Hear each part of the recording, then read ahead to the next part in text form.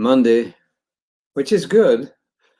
Welcome to another reading from the Science of Mind magazine, the Daily Guides. I'm just glad this magazine's around. It's been around for 97 years, and I'm just knowing that it's going to be around a lot longer. Whether it's in print version, digital version, it's going to be around somehow. A bunch of us are going to make sure that it really is. And I like these messages because they're uplifting. I know sometimes I disagree with the authors, and today I've got some minor disagreements. But the bottom line is that we all see the world through a different lens. What is true for one person is not true for another. And if you're wondering why the chair at the back of me is the way it is, well, it's occupied by a feline by the name of Elfie. Why is she called Elfie? Because when we got her as a little tiny kitten, about this big, and her ears were way out of proportion to the rest of her body. They were huge. And so we called her Elfie because she looked like a little elf. Well, there you are. And she's smart, but she's very stubborn. Well, there you are. Today's reading is called An Abundance of Self-Love. I'm going to read it the whole way through. I know I've often promised to do this. I'm going to do it. First quote is from E. Cummings, who was a famous American author, poet, and so on and so forth. He lived during the latter parts of the 19th century and a good part of the first part of the 20th century. And he was actually an ambulance driver in World War I, and he was actually captured and put in an internment camp. But like everything else, he turned things to his good, and it became the basis for his very first novel, which is kind of cool. What does he say? He says, to be nobody but yourself in a world which is doing its best day and night to make you like everybody else means to fight the hardest battle which any human being can fight and never stop fighting. And if you think that that's just true for today, we're going back 100 years when he's saying this, or getting on for 100 years. So there's always been this dichotomy between the self and society and the world at large. Ernest Holmes in This Thing Called You says, good is at the root of everything, regardless of its seeming absence. But this good must be recognized, since there is but one spirit, and this spirit is in you and in everything, then everywhere you go, you will meet this spirit. As I said, that was from This Thing Called You by Ernest Holmes.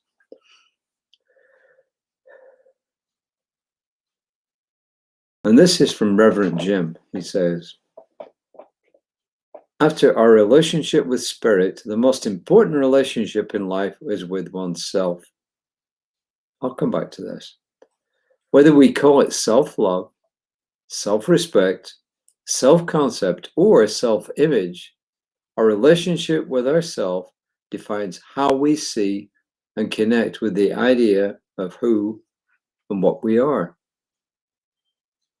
This is the key to the formation of our lives. Self-love is a healthy sense of connection and oneness with who we are. We see ourselves as worthy of good simply because we exist. We have an inner respect for ourselves as divine expressions of spirit.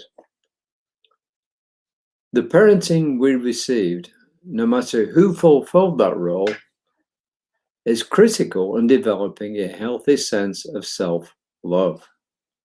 When this does not happen, we may see ourselves as unworthy, even to the point of self-loathing. In fact, we may develop a false sense of self based on fear and become narcissistic, which is one unhealthy expression. But seeing ourselves as unworthy is never a justifiable position, no matter what we have done or not done. We are worthy of love simply because we exist. Our spiritual practices ought to focus on our worthiness, our value, and our ability to make changes so that we can know the truth of who we are. The second step of spiritual mind treatment, which is called unification, is about affirming our oneness with spirit.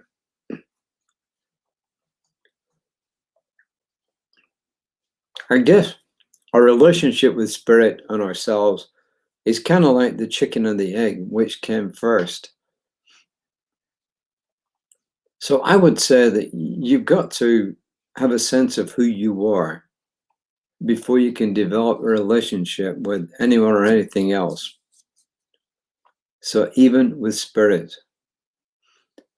But the bottom line that is coming across to me here, and it may come across differently to other people, is that we have to differentiate between love in its purest sense of the word and love in kind of the general sense of the word, whether that be love between two people for intimate reasons or love in other senses. This is talking about love in its purest sense. And I guess it's agape love. It's love which doesn't have any conditions. So what he's encouraging us to do is to recognize that we're one with the source that created us. It's put in different ways in different contexts. In the Christian scriptures, the New Testament, if you want to call it that, it talks about the fact that we're children of God, which is the same thing as saying that we are expressions of spirit. We come from one source. And that our job is to recognize that because we come from that one source, we are capable and we're worthy. Have we done stuff that is not good? Yeah, most of us have got stuff that we're not proud of, right? It doesn't mean to say that when we love ourselves that we accept all that stuff as good as well. No, we've all done stuff which is not good. But what we do is we put that behind us and we claim our oneness with spirit. And we say that we are worthy of spirit's love. And if we're worthy of spirit's love, we're worthy of our own love. And we're just simply worthy of love in general. And going on to the other side about other people, there is a difference between loving someone and liking someone and accepting what they've done. It goes back to the old expression of love the sinner, love the sinner, but not the sin.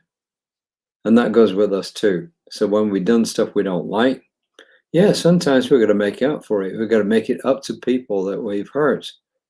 But we can still go back and say, on the basis of everything, we're worthy of love. He's given us 3 affirmations. And remember, an affirmation is something that we're affirming to be true, and we use it until it becomes true. I affirm that I'm worthy of love. I am love expressing. I am affirm that I'm worthy of love and I'm love expressing. One way you can do this, as I mentioned on several occasions, is to go and look at yourself in a mirror and then just tell yourself, I love you, I love you, I love you. Look yourself in the eyes. If you can't do it at first, then just keep going back and trying until you can. So you can read the other affirmations. I am not going to read them out to you. I think they're okay, but I'm not going to read them out. I do have to go because I've got a lot to do this evening. That's why I'm on early. I've got a cat banging at the door trying to get out. I'm going to try and ignore her until we finish. And all I'm going to say is this. If you have a problem accepting yourself as who you are, you're not on your own, but there is help out there. You can try and use spiritual mentoring, you can do spiritual work, and then if that doesn't work, you can reach out to a practitioner, a minister, or even a therapist if you have to do. So that's my message for today. Reverend Lisa will be on tomorrow. I'm not sure what time, 9:30. She may actually be traveling as we speak. I'm not sure. But she will be on tomorrow sometime, and I'll be back tomorrow evening, hopefully around about 5 o'clock. So until then, namaste.